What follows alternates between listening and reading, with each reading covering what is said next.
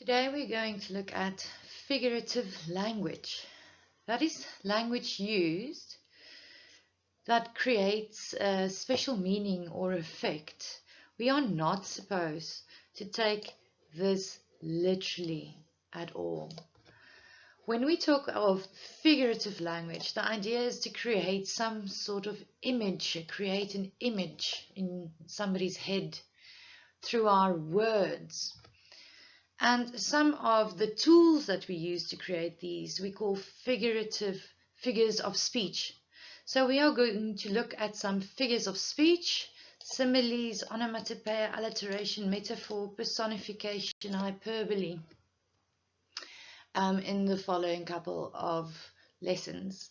So just to recap, this is not meant to be taken literally. It goes beyond literal. It's meant to be taken figuratively.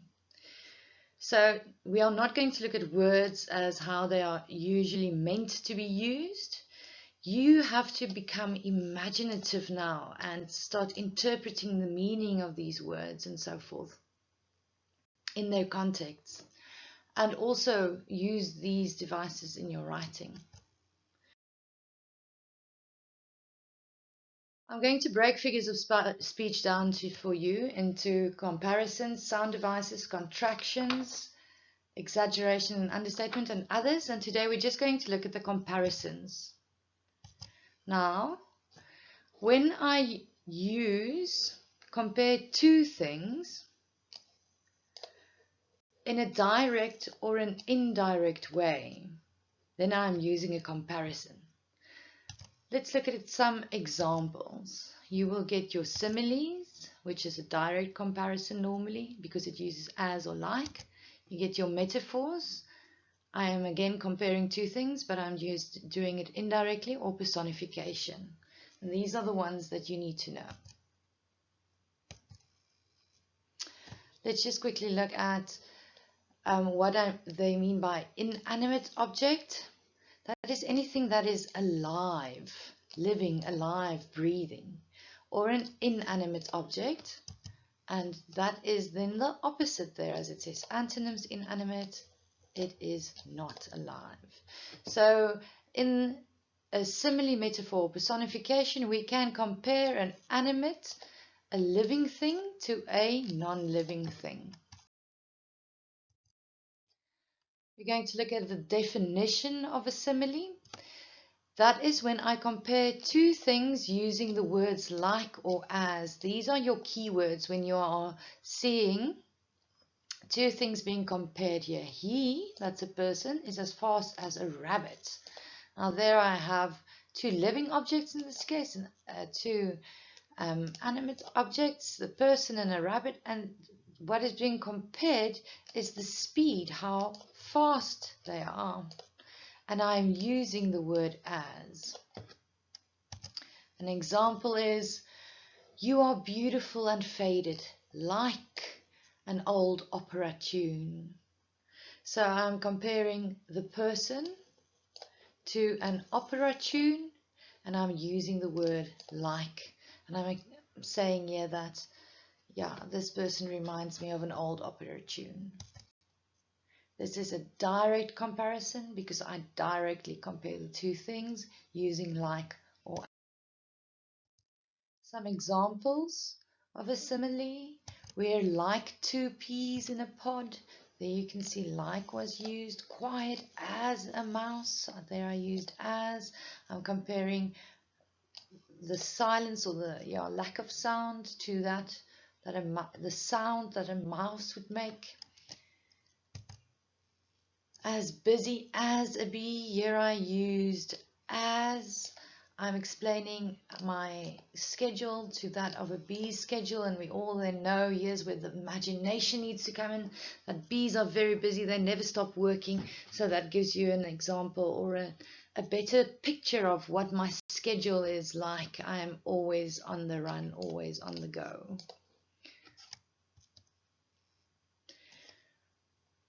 You can follow this link for similes in pop music. It's quite fun to watch, but I'm not going to watch it now.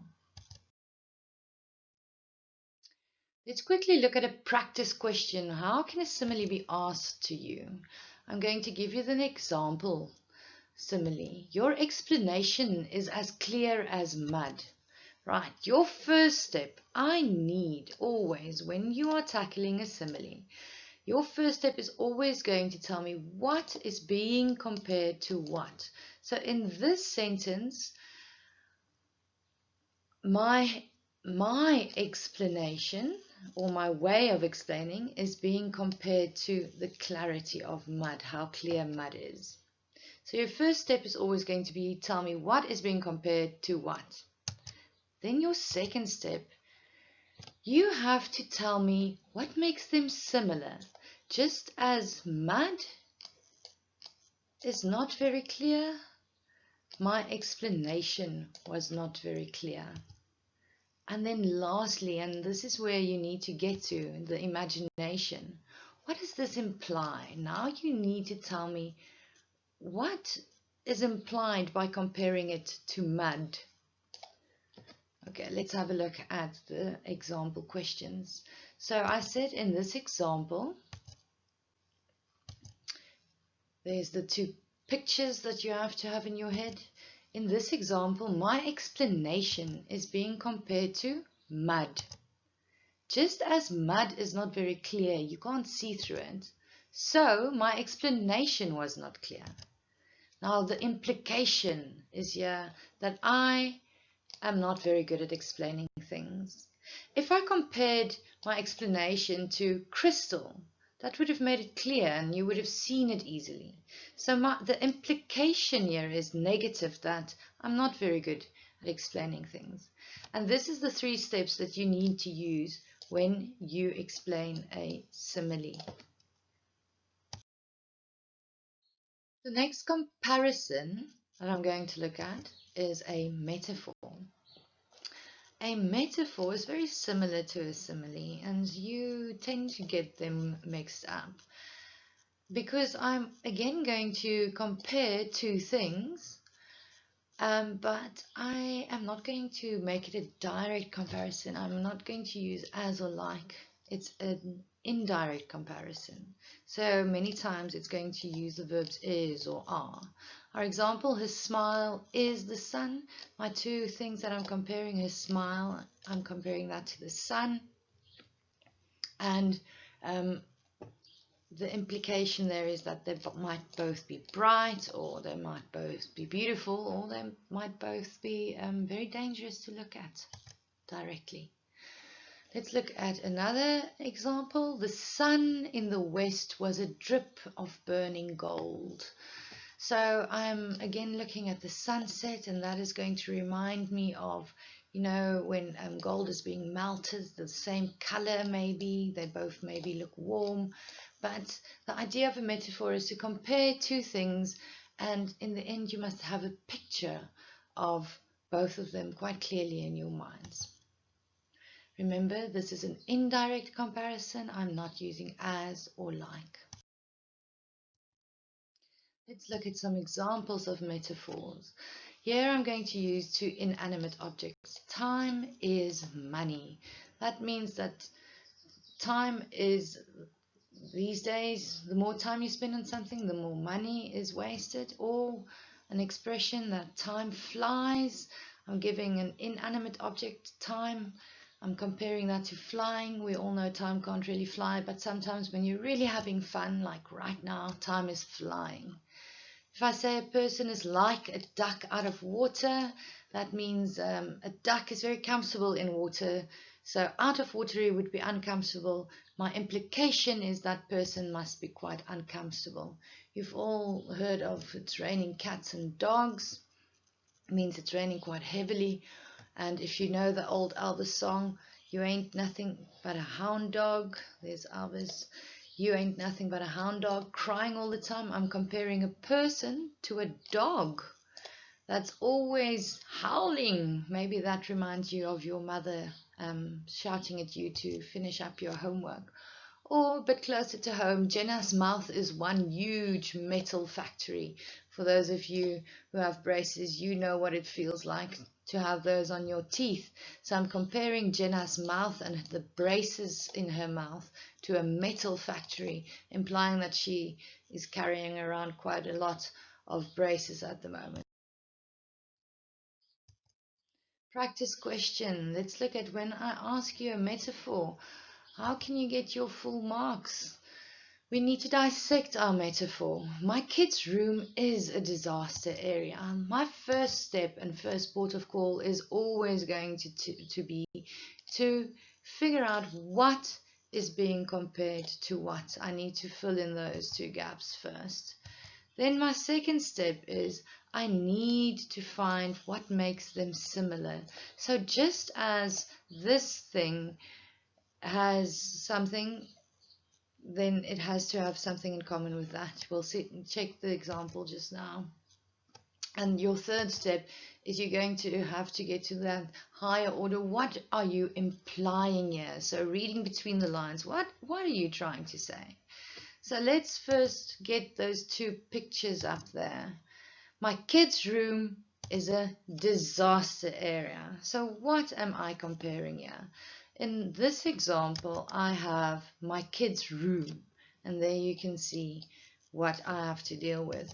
And that is being compared to a disaster area. So those are the two pictures that you now need to find the link. What makes them similar for step 2? So there you can see everything is just thrown all over the show. There's absolutely no order, just like after something disastrous might have happened. So just as a disaster area is chaotic, so my kid's room is also chaotic. So there I need to find the link. What makes them similar here?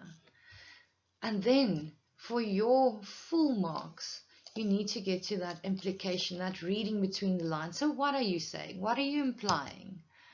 When I call my kid's room a disaster area, I'm really saying it's messy. I can even become a bit meaner and say my kid is a pig. My kid is an absolute hoarder, and my kid has no personal discipline. I can imply quite a lot of things, but it boils down to it's messy. I'm not happy with it. So the implication is you need to do something about this. It can't be left like this. Then we're going to look at our last comparison that falls under figures of speech comparisons, and that is going to be personification. Now, when I look at personification, it is going to do exactly what it says in its name. It's going to turn a non-human thing into a person by giving it a human quality. So if I look at my first example, the leaves, that's my non-human thing, danced in the wind. Leaves can't dance. I'm giving leaves a human quality by making it dance. And that I then call personification. This again is an indirect comparison. Let's look at another example. Death is the mother of beauty. So in this case, death is a non-human thing. It's an inanimate object. And now I'm giving it the quality of being the mother of beauty. So maybe I am now implying that it is only on your deathbed that you can truly appreciate things, the beauty of things, the beauty of your mother nagging you to pick up your room. The beauty is that she loved you and that she spent the time nagging you to pick up your room. So then that's something you're only going to realize on your deathbed, and that's a beauty that you're only going to be given birth to once you die. Quite a deep personification, but think about it. Again, these are indirect comparisons because I am not using as or like as when I'm using a simile. Let's look at some personification examples. The wind whistled through the day. The wind is an inanimate object, we can't see it, and now I'm giving it the characteristic of whistling. Or from Romeo and Juliet, the earth hath swallowed all my hopes. This is now after they realize they can't be together, the teenage lovers, and the one says, oh, the earth, all of the earth had swallowed my hopes. The earth can't swallow. That's given a human characteristic, so we're using personification. Or the car, an inanimate object, was suffering and was in need of some TLC, some tender loving care. A car is an inanimate object. It doesn't feel love, but with the moment that I give it that heart so that it can feel love, and I give it the human characteristic of suffering, it is personification. Again, the leaves dance their way through the lawn. Leaves are not humans. They cannot dance. That's an example of personification. And here's a lovely extended personification. The lonely lighthouse vigilantly shined its light to warn ships away. So now I'm giving this lighthouse, I'm turning it into a person by saying it's lonely and it's vigilant, it's always on duty, and that it actually warns people, which is speaking, it doesn't, it just signals the ship. And the flame of the candle danced in the dark. Again, I'm giving that flame the human characteristic of dancing. Then I'm working with personification. Again, how can you expect to get personification in tests and tasks? Let's look at a practice question. Jeff heard the last spy calling his name. So again, the first port of call is you're going to have to get those pictures up there. In this example, what is being given the human characteristic of, and then what is that human characteristic? So here we are going to see the pie, and I'm going to make this pie speak.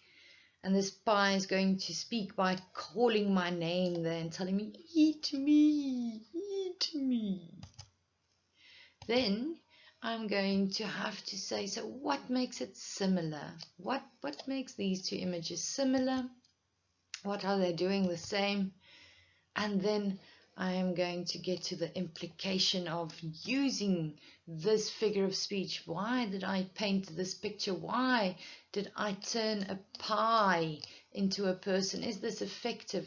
What am I implying? So let's first get those pictures up there. I'm hearing. What is it that Jeff is hearing? A pie talking. So in this example, a pie is being given the human characteristic of talking. It's calling my name. Just as a person would call Jeff, Jeff. Can you hear me, Jeff? Do you want to eat me? So the pie is calling Jeff. So I'm giving this inanimate object, the pie, the power to call Jeff's name. And what is the implication? It's those voices you hear in your head when you know where your mom stashed the last of the chocolate that has to last. But you can't stop thinking about it. You just need that now. That's what the same implication here is. Jeff can't stop thinking about that pie. He's hearing that pie in his mind. It's calling him. It's like it's literally calling him to come and eat him. And I'm quite sure that you can all identify with that feeling. Right, that is the end of personification, and that's how you will need to tackle it if you want your